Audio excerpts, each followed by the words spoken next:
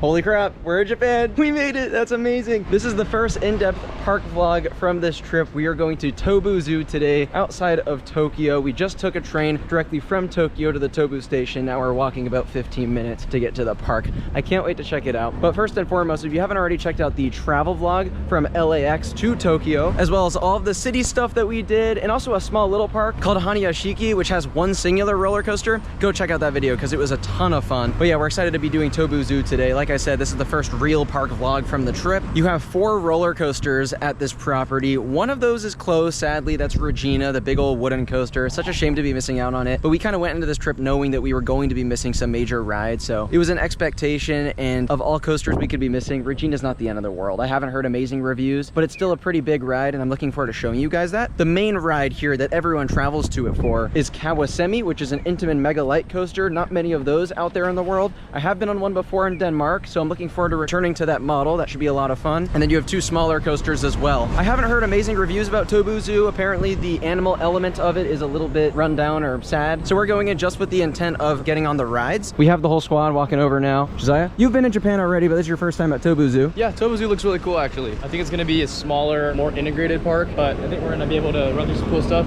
Jack? I'm excited to do a Megalite. I've never done one before, so that's the main thing I'm looking forward to. I don't think anything else is going to be that special, but excited for that. Evan? Yeah, it's my second time doing a Megalite, so I can't wait. Curious to see how it compares to Piranha. But the park itself doesn't look great. This will probably be one of the weaker parks of the trip. Yeah, that's the thing. I'm kind of glad Tobu Zoo is one of the parks we're starting out with, because I do fully expect it to be one of the weaker parks, but that doesn't mean you click off the video. There's still going to be some fun stuff to attend to. So we'll see you guys inside the park. Here we are. The park opened for the first time in 1981. It's a hybrid leisure park and zoo. We're not going to be checking out the zoo most likely. We're just going to be doing the ride park. Just means the vlog will be a little bit on the shorter side. Also, one thing I always hear about Japanese parks specifically is that they're just desolate. There's no one at them besides like the Disney and Universal parks. And so really curious to see if Tobu Zoo really is just this dead. And a big thanks to the park for providing the complimentary admission as well as the on-ride access for our visit today. Very much appreciated. This trip's really going to add up in cost, so that just saves us a little bit of money here. Back there, you can see the big old wooden coaster Regina. And then over here is Kawasmi, which is going to be our first destination in the park. Can't wait for that thing. It looks awesome. By the way, it was about $35 US for everything. That's admission and the rides. So we're about to get on this thing. Opened in 2008. It's a Megalite coaster, so it's supposed to simulate what a hyper coaster would have as far as the forces, but it's literally about 100 feet tall, which is just incredible. And the elements are all shaped to provide ample airtime. Let's go. There's Jack and Evan on the back row, baby. One very important thing to note about these Japanese roller coasters is on-ride filming is a big no-no a lot of the time.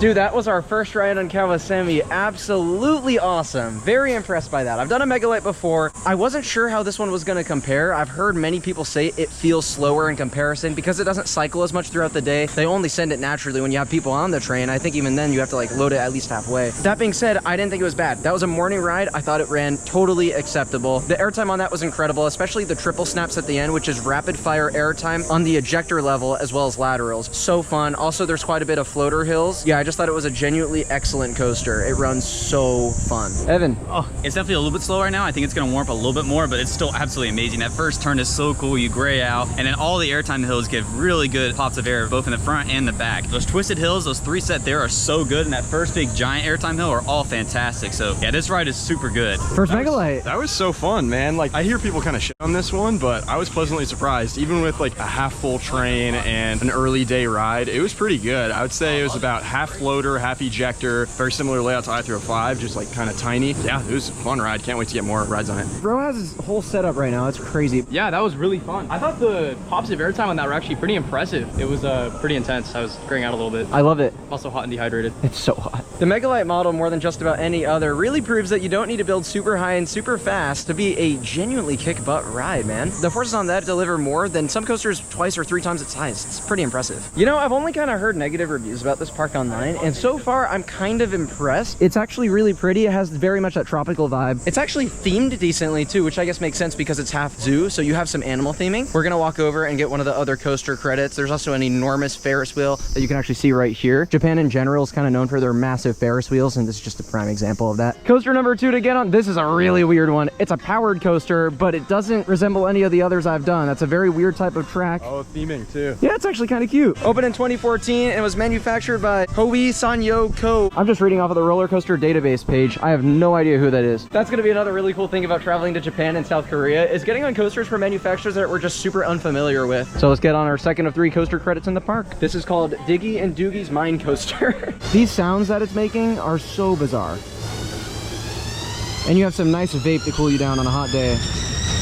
I mean, it was cute. I've never done anything that feels exactly like that. It feels very janky, but... First one from this manufacturer. It's interesting that it was a powered coaster because it feels like it kind of powers down through this like little I think it helix does. here. And then there's misters, which is cool. How was Diggy and Doogie's Mine Coaster? Diggy and Doogie's Mine Coaster took a dookie all over my rankings. It's easily in the top 10. Look at this elite setup for the off-ride. And let's look at the ride that he's filming.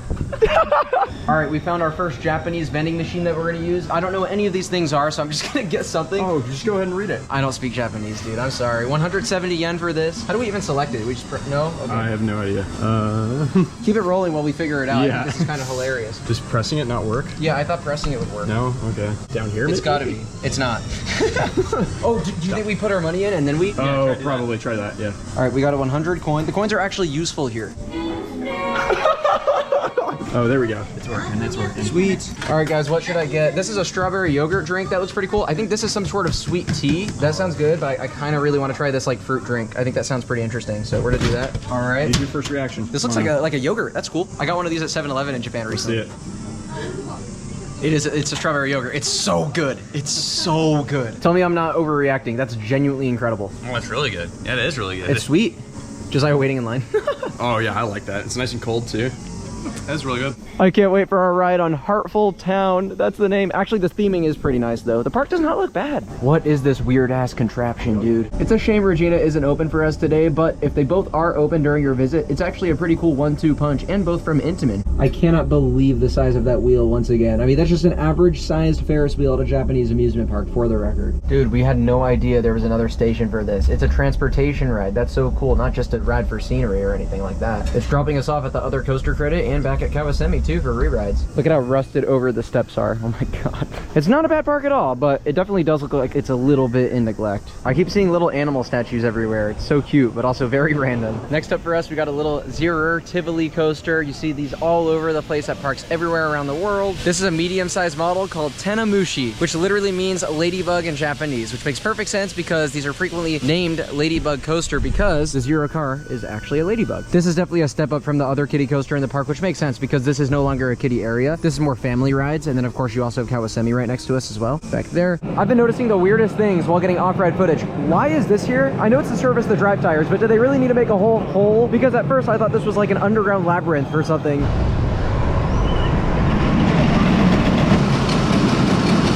Those Tivolis are decent. I mean, for a family coaster, they're fine. Josiah hates them though. He's out here nodding his head. He's furious. I don't like those. They're uncomfortable and there's too many of them. I get it. That being said, it's definitely a step up and thrill from the last kiddie coaster we did. And Jack and I were in the very back row, so it's actually kind of fun going over the drops and stuff because you're getting tugged by the rest of the train, which is really, really fun. So you feel the speed more, I would say, but it's fine. Yeah, those things, I actually really don't mind those rides. I think they're fun. Nothing special, but it's a cool little kiddie coaster. This is more tucked away than I expected, but back here is actually Regina II's entrance. So this is the park's biggest roller coaster, technically. Big Intamin wooden coaster that opened in the year 2000. There's not too many Intamin Woodies out there, and certainly not many that are this big. And it's interesting too, this was standing but on operating from 2019 to 2023, and a lot of people thought this would never operate again. But then they hired Great Coasters International to come in and give it a makeover, and it actually did end up reopening. Right now they're just doing their annual maintenance. Since Japan doesn't necessarily have a peak visitation period for theme parks, they just chose summer as the time to close it for the year. So it's not like we were particularly close to riding it anyways, you know? I think it irks me more when I'm like a few days off from riding a coaster.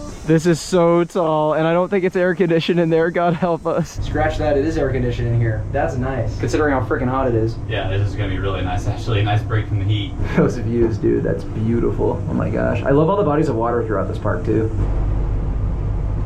That wheel was awesome. It's our first time doing one of those massive Japanese Ferris wheels, and I thought it was great. The views are incredible, looking out over all of Japan, as well as 2 awesome Intamin coasters. That was so sick. It was like one side of it was looking out at the amusement park and looking out at the coasters, and then the other side you could see some animals. Like you could literally see an elephant from the Ferris wheel. I think we're walking over to see that right now. Oh yeah. Yeah, that was an awesome Ferris wheel. The views on it were great. That was fire. That was gas. Oh my god, look at that tiny little monkey. He's so cute. I thought you needed separate admission to see the zoo animals, but I don't know, we just waltz on over here for free.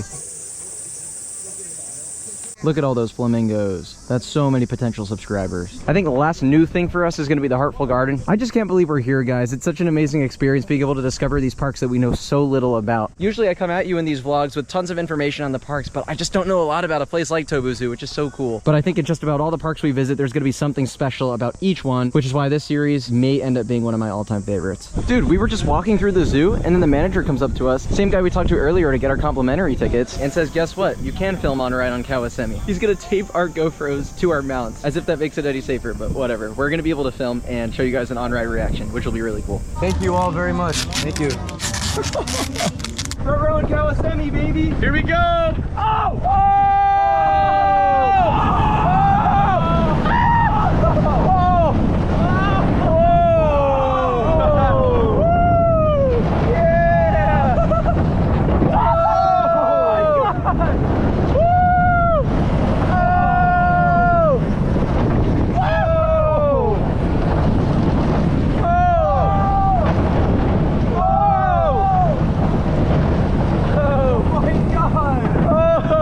It's hauling. Woo! So much airtime. Woo! Nice. That's so good. Oh, it's so good. Woo!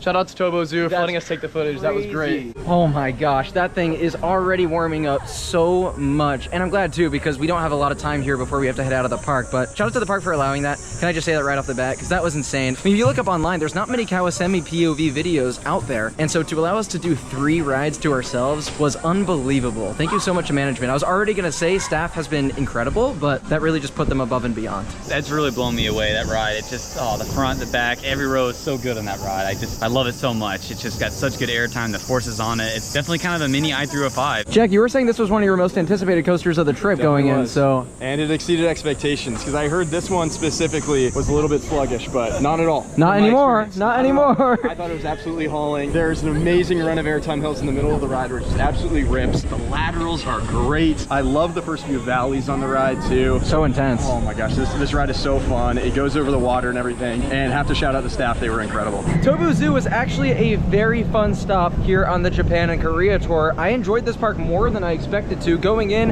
I didn't have very high expectations for one. Not necessarily huge on animals being in captivity, but it was still cool, the ones we saw. And the rest of the park we saw, it's a little bit run down in some respects, but like, it's still nicely landscaped and it has some theming. So I think the park presentation is solid. Kawasmi being an incredible headlining coaster. It was well worth visiting for that. Again, sucks about Regina. That would have definitely been the #2 thing here. But yeah, it was a fun time. I enjoyed it. This park definitely exceeded expectations. Like, this one got a lot of hate, and I didn't think it was bad at all. Like, it wasn't anything spectacular, but it's definitely worth a visit. I didn't think it looked bad. The staff were absolutely fantastic, very helpful. That's low-key been everyone in Japan so far in the short amount of time that we've been here. On our way out, he felt bad we couldn't do Regina, so he handed us this goodie bag with stuff in it. That's so freaking nice. Awesome, man. Oh, that's amazing. One day we will be back. We had a really good time. So Kawasmi, now that I can actually sit back and kind of analyze it, wow, I was actually super impressed just because it's such a small ride at some of the forces that thing delivers. Dude, Hideki, that was the guy who helped us out today. He was unbelievable. Team and the engineer and everybody. The crew here is so cool. They were so nice to us. They were so stoked we showed up. As a park itself, obviously Regina being closed was sad, but we knew it going into it, and they absolutely made up for it. I was supposed to keep this short. Park review itself, I thought it was super pretty. The rides they had are great for a good 4 or 5 hours. It was really fun. Yeah, I mean, I went into Tobu Zoo with like kind of low expectations, especially because Regina George. No, I've been trying not to call it Regina George the whole whole video. The park doesn't have a ton to do, but what it does has is, you know, pretty fun. The park's also got really nice employees, and it's pretty nicely landscaped and kind of beautiful. So definitely worth a stop, and it's pretty accessible to get here too. Thank you all so much for watching. Next up on the tour is either going to be Yomiuri Land or Nasu Highland Park. Whichever one we do depends on the weather conditions. So we'll see you at one of those two, but either way, those will be the next two vlogs, and we're really excited for both parks. So we'll see you there. Peace out.